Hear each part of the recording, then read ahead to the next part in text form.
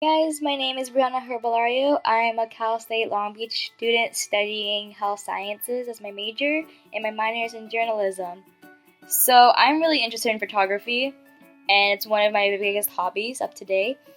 And so I will be going over how to use Adobe Lightroom to you guys, and how to just use the software and basically what's it about.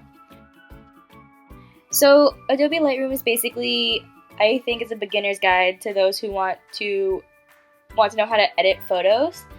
And so there is a 7-day free trial that is available, and afterwards you pay around $9.99 per month for a subscription. It's available for both Mac and for PC, and there's also an app that you could have on your smartphone. And I'm assuming that it's free with like certain features, because I have only the free features, but you could pay a little bit more just to get more extensive features for your photos. So I personally like using it on either my phone or my laptop, but today I will show you guys how it looks like on your laptop or your computer. So right here I have uploaded one photo to show you guys the basic features. And so above here you could see the type is an image, of course. In the camera you could see what camera you've obtained this photo. So for me, I got this on my Canon EOS 80D. So if you have multiple cameras, you'll know what camera this came from. And then your sync status, if it's backed up to other things.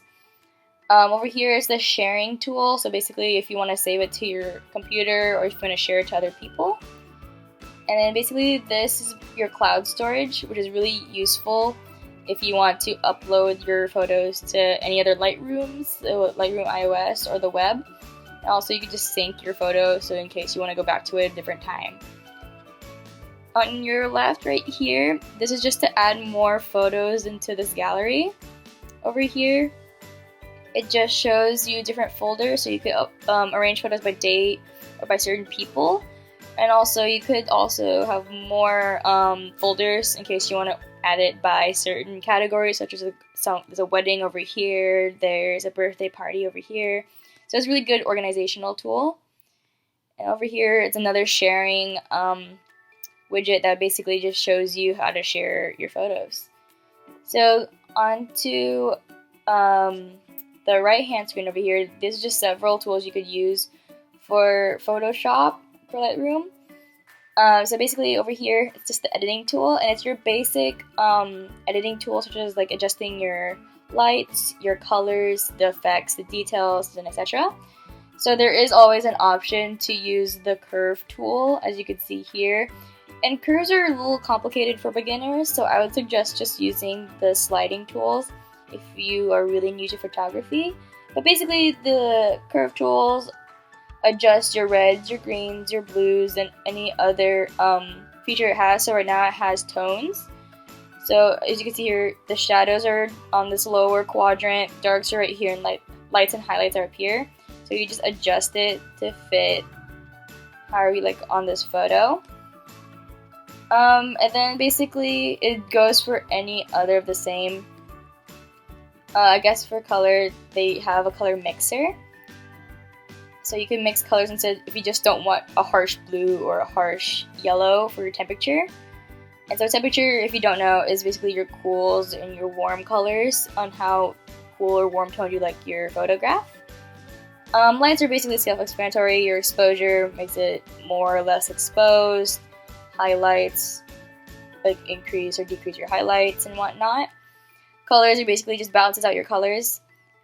There's also a color picker over here that you notice. And then there's effects, texture, details, and then more complicated optics and geometry for your photographs. There's also a cropping tool, a healing brush, which I find is helpful in case you want to get rid of people in the background of your photos. A brush tool if you want more specific details on how to, like, you only want this spot to be highlighted. So it's really helpful if you want specifics. Then a linear gradient is good for horizon photos in case you want a really gradual effect on your photographs. The radical is basically the same as your linear, except it's all edited within a circle.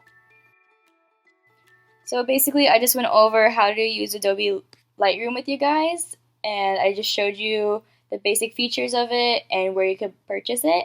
So thank you guys for listening to this tutorial, and I hope you guys have a great day.